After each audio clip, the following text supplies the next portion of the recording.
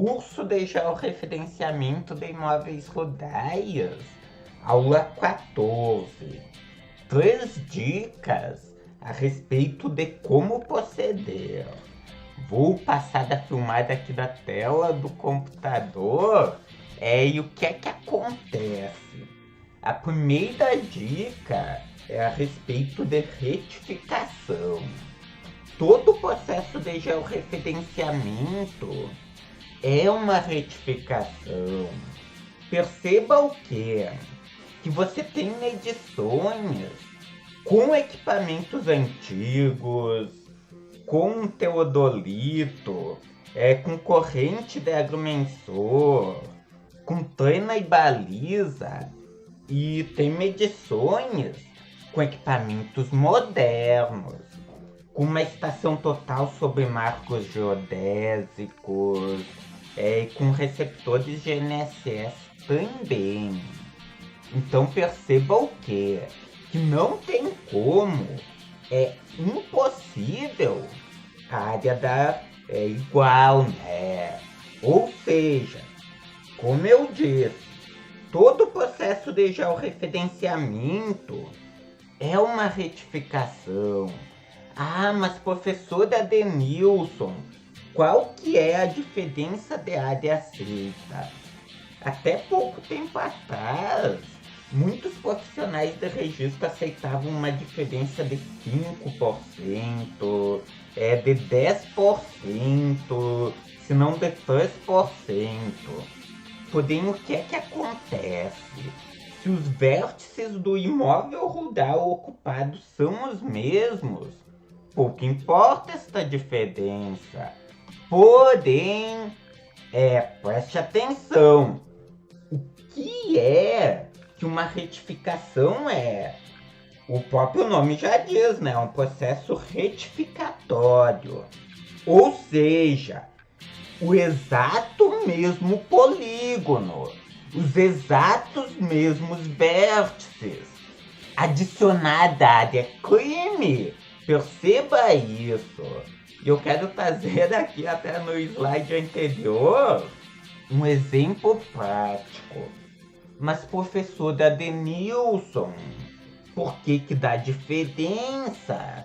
Por que em um local dá 2% de diferença e em uma outra região dá 5, 6% de diferença?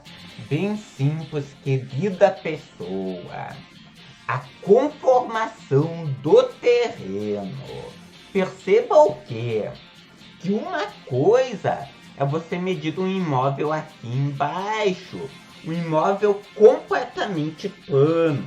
Eu quero dizer, né, medir utilizando cordas, trena e baliza, melhor dizendo, corrente de agrumensor, teodolito. Outra coisa completamente diferente é você medir esta área. Perceba o quê? Que você tem áreas mais planas e áreas mais inclinadas. O que acontece? É normal existir uma diferença maior de área em locais como este aqui, né, no caso, do que neste outro imóvel aqui, por exemplo.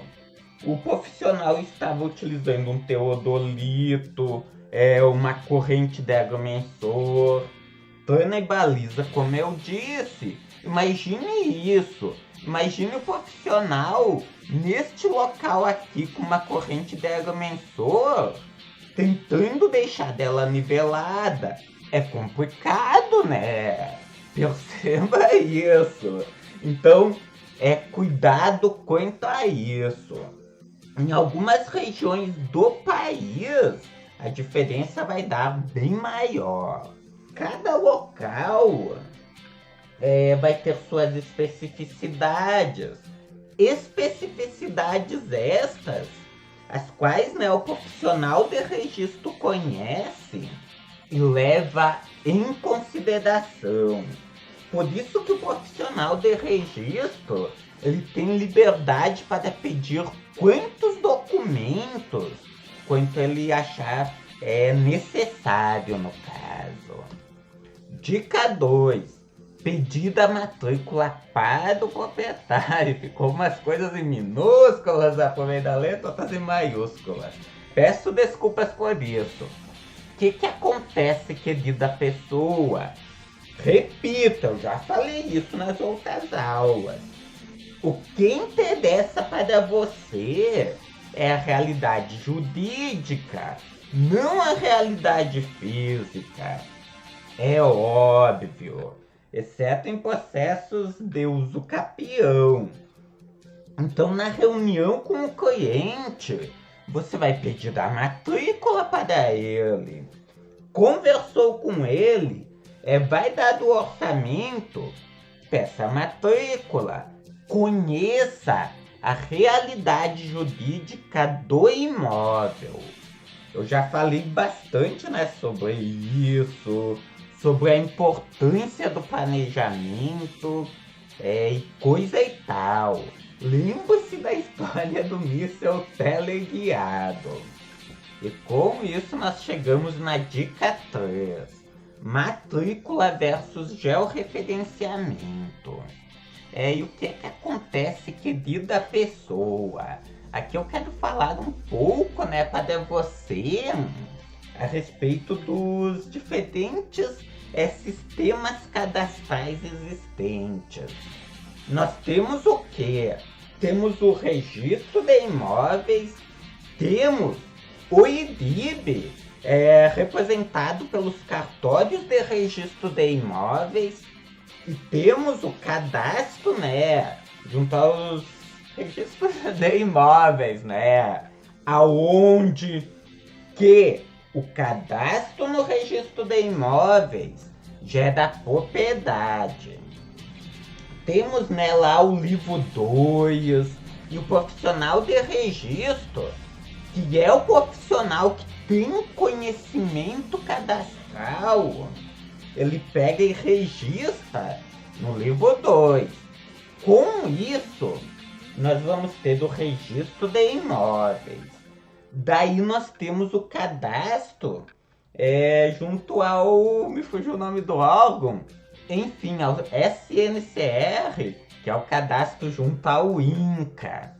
E o Sistema Nacional de Cadastro Rural, ele é diferente do registro de imóveis. Porque o que acontece? O registro, o ato de registrar junto ao registro de imóveis, ele gera a propriedade. Lá na legislação, na Constituição, nós temos o conceito de propriedade. Só que o cadastro junto ao SNCR, o cadastro no INCRA, ele aceita áreas de posse, aceita propriedades imobiliárias, aceita situações mistas. Perceba o quê? Que são visões diferentes. O registro de imóveis olha para o conceito de propriedade imobiliária. Já o INCRA, ele olha para o conceito de imóvel rural, um prédio rústico que tem que cumprir sua função social. Que função? Bem simples, ser produtivo. E nós temos o terceiro registro, que é o registro do imóvel junto à Receita Federal, o CAFIR.